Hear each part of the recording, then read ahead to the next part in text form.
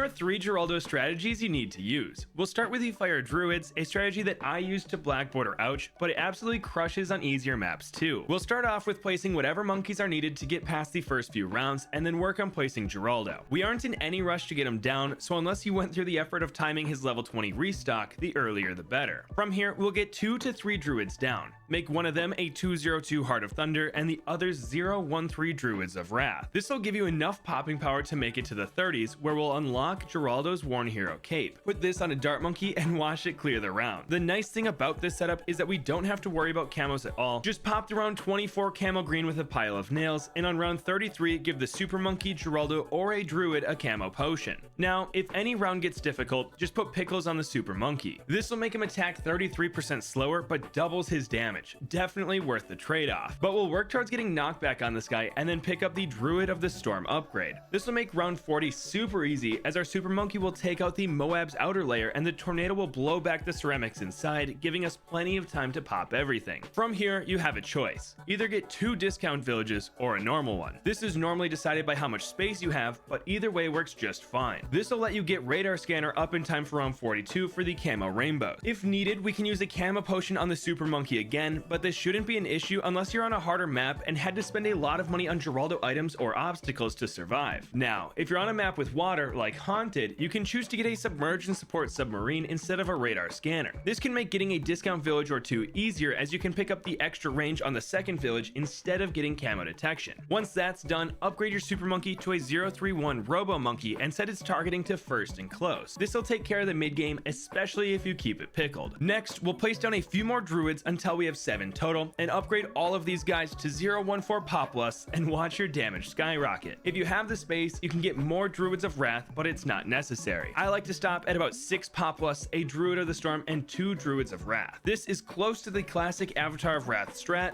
but we're going to put Jerry's hot sauce on these Druids, giving them a fire spirit that inherits their Populus buffs. This makes them very strong for how cheap they are. We'll finish upgrading these Druids in the 50s or 60s, and then we'll pick up a support monkey or 2. I like putting a 024 Glue Gunner up front, but this could change depending on the meta. Anyway, this will bring us to round 63, which is where you should put hot sauce on 2 to 3 of your Druids. This damage combined with the blowback of the Tornado Druid will be enough to beat the round.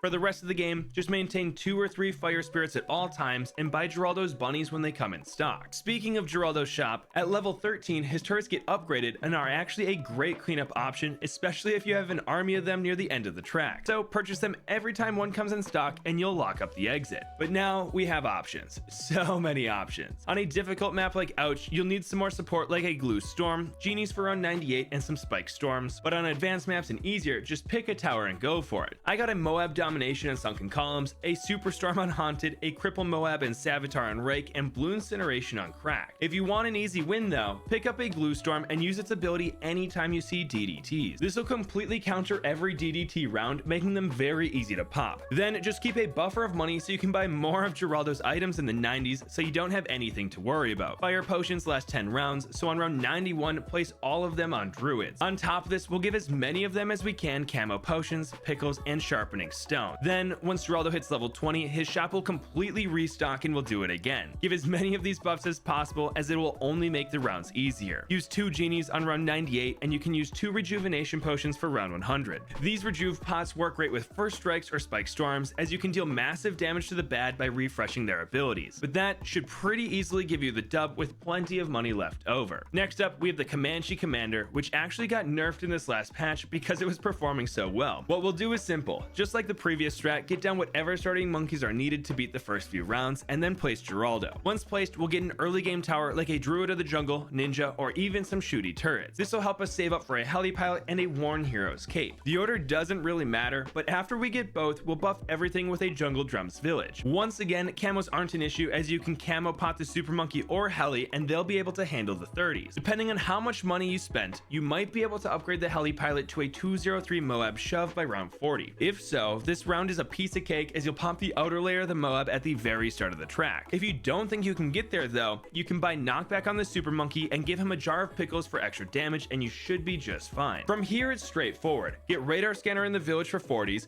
pick up Moab shove if you haven't already, and then upgrade the super monkey to either a 031 robo monkey if you already bought knockback, or a 320 sun avatar if you still have that option open. It's personal preference, but if you do end up going with a sun avatar, give it a stronger stim alchemist for some extra popping power. If you went with the robo monkey, you don't need that elk. If you're on a map where a super monkey isn't too viable, you can get a different mid-game monkey like an elite sniper. This also pairs well with Geraldo as you can give it sharpening stone as long as you make it a 052 like I did on Infernal. Anyway, once you're done with your mid-game monkey, start upgrading the heli pilot to a 205 Comanche Commander. This takes quite a bit of time, but the save up is pretty easy. For any difficult round like 63, just apply sharpening stone and pickles to the robo monkey and heli, or just pickles the sun avatar. And if you're really scared, you can always use some glues or a spicy potion for extra defense. What's nice is around this time you'll be able to get Geraldo's killer bunnies, which will help a ton against ceramic rushes and BFBs. But in the late 70s or early 80s, you should be able to get the Comanche Commander. Keep this guy sharpening stoned at all times, but unfortunately we won't be pickling this guy.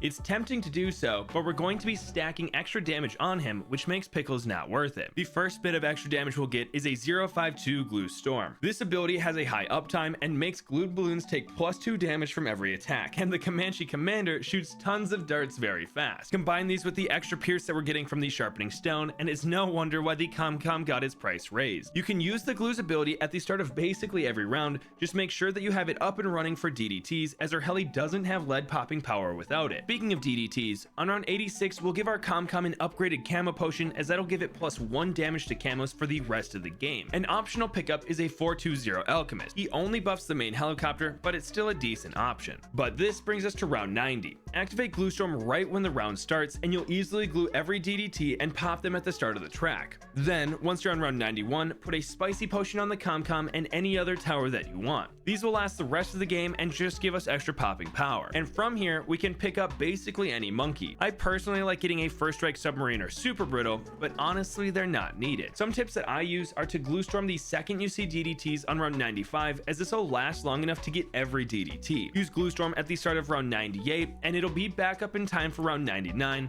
And for genies, I like to place one on round 98 and one on round 99. This will smoke the rounds and you'll have enough money left over to either first strike or spike storm the bad. This isn't mandatory though, as the ComCom should be able to handle the bad on its own, especially since you'll still have a genie from round 99. And finally, we have Geraldo's avatars, and this one is even less dependent on the early game. So much so that after you get Geraldo down, you can do what you want until round 40. So get through that early game however possible. On Pat's Pond, I did this with a Druid of the Jungle and Bouncing Bullet Sniper, but on Streambed it was with an APD submarine. It's very flexible. But in the late 30s or early 40s, we'll start prepping our Savatars. Squish 3 Dart Monkeys and 2 to 3 Alchemists right next to each other. Then place 3 discount villages in range of them all. If you're low on space, 2 discount villages will do, but 3 is ideal. From here, we'll use a Worn Hero's Cape on our Dart Monkeys, upgrade one of our villages to a 022 radar scanner and the other to a 202 jungle drums. This will lock up the 40s pretty easily and we can move on to the fun part. Upgrade an Alchemist to a Berserker Brew, and whatever Super Monkey is closest to that elk will upgrade to a 020 and then a 320 sun avatar. Depending on the map, you might be able to get this guy in time for round 63. If so, you should beat it just fine, but if not, you have several choices. You can use 2 to 3 spicy potions, some bottles of glue, or you might be able to afford Geraldo's killer bunnies like I did on Pat's Pond, but that'll depend on the map difficulty and what round you place Geraldo down. Once our Savitar and Bunny are online, we'll upgrade our other Alchemist to Berserker Brews and make our other 2 Super Monkeys 320s. This should bring us to the mid 80s, where we'll upgrade our Elks to stronger stims and pick up some support monkeys like a Sabotage Ninja, Relentless Glue Gunner, or Moab Press Boomerang. To get more damage, we'll just put the camo potions on our Savatars, we'll give each of them pickles, and if you want, give them all spicy potions. This plus 2 genies on 98 will be plenty of defense even on harder maps. This doesn't cost much money though, which means we have tons of freedom once again. On Streambed, I won with over 56 grand just sitting there. On Cracked, we picked up a Bloon Master Alchemist, and on Pat's Pond, we did the double rejuvenation potion so we could first strike the bad 3 times. But those are 3 amazing strategies that you should use with Geraldo.